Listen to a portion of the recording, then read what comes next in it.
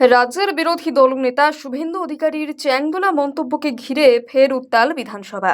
মুখ্যমন্ত্রী মমতা বন্দ্যোপাধ্যায়ের ভাষণের সময় স্লোগান তুললেন বিজেপি বিধায়করা। পাল্টা মুখ্যমন্ত্রী বলেন, রোজ অশান্তি ভাঙচুর করতে দেব না। প্রতিবাদে ফের অধিবেশন কক্ষে কাগজ ছেড়েন শুভেন্দুরা। ওয়াকআউট করে ফের বিধানসভা চত্বরে বিক্ষোভে সামিল হন তারা। অধ্যক্ষ বিমান বন্দ্যোপাধ্যায়ের বিরুদ্ধে একরাশ ক্ষোভ উগরে দিয়েছেন বিধায়ক শঙ্কর ঘোষ। মঙ্গলবার মুসলিম বিধায়কদের নজিরবিহীনভাবে আক্রমণ করেছিলেন বিরোধী দলনেতা শুভেন্দু অধিকারী। এদিন বিধানসভায় সেই বিষয়টি তুলে ধরেন মন্ত্রী গোলাম রব্বানী। এরপরই অশান্তি শুরু করেন বিজেপি বিধায়করা। তখন মুখ্যমন্ত্রী মমতা বন্দ্যোপাধ্যায় বলতে শুরু করেন, এদিকে স্লোগান তোলেন বিজেপি বিধায়করা। তার মাঝেই মুখ্যমন্ত্রী বলেন, আমি গতকালের বিবৃতি শুনেছি, চেয়ারটা সকলের, যদি কারোর কিছু বলার থাকে বলতে পারে, আমি বসে শুনবো। আমার কথা ওরা শুনবে না, স্লোগান তুলবে, চিৎকার করবে, এটা গণতন্ত্র নয়। আমি গণতন্ত্রকে সম্মান করি। বিরোধীদের কাছে আবেদন, আমাকে আমার কথা বলতে দিন। মুখ্যমন্ত্রীর এই বক্তব্যের পরেও থামেননি বিজেপি বিধায়করা। স্লোগান তোলার পাশাপাশি এদিন ফের কাগজ ছিঁড়ে ওয়াকআউট করেন তারা। এরপরই বিধানসভা চত্বরে প্ল্যাকার্ড হাতে বিক্ষোভে সামিল হন পদ্ম শিবিরের বিধায়করা। মুখ্যমন্ত্রী ও বিমান বন্দ্যোপাধ্যায়কে এক হাত নেন তারা। উল্লেখ্য, মঙ্গলবার অধিবেশন ওয়াকআউট করার পর বিধানসভা গেটের বাইরেই সাংবাদিকদের মুখোমুখি হয়েছিলেন শুভেন্দু। সেখানেই তিনি বিদ্বেষমূলক মন্তব্য করেন।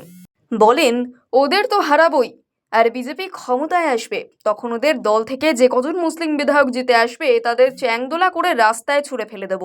সেই মন্তব্যের পরিপ্রেক্ষিতে এদিন ফের উত্তপ্ত হল বিধানসভা।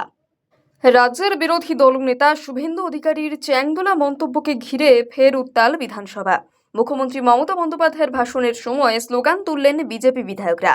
পাল্টা মুখ্যমন্ত্রী বলেন, রোজ অশান্তি ভাঙচুর করতে দেব না। প্রতিবাদে ফের অধিবেশন কক্ষে কাগজ ছেড়েন শুভেন্দুরা। ওয়াকআউট করে ফের বিধানসভা চত্বরে বিক্ষোভে সামিল হন তারা। অধ্যক্ষ বিমান বন্দ্যোপাধ্যায়ের বিরুদ্ধে একরাশ ক্ষোভ উগরে দিয়েছেন বিধায়ক শঙ্কর ঘোষ। মঙ্গলবার মুসলিম বিধায়কদের নজিরবিহীনভাবে আক্রমণ করেছিলেন বিরোধী দলনেতা শুভেন্দু অধিকারী।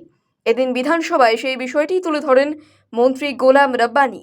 এরপরই অশান্তি শুরু করেন বিজেপি বিধায়করা।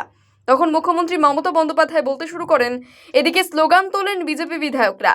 তার মাঝেই মুখ্যমন্ত্রী বলেন, আমি গতকালের বিবৃতি শুনেছি, চেয়ারটা সকলের, যদি কারোর কিছু বলার থাকে বলতে পারে, আমি বসে শুনবো।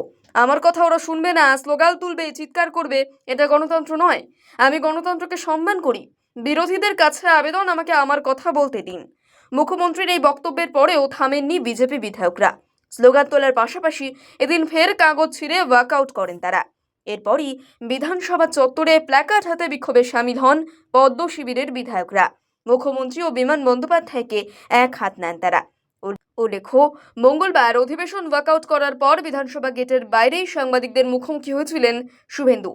সেখানেই তিনি বিদ্বেষমূলক মন্তব্য করেন।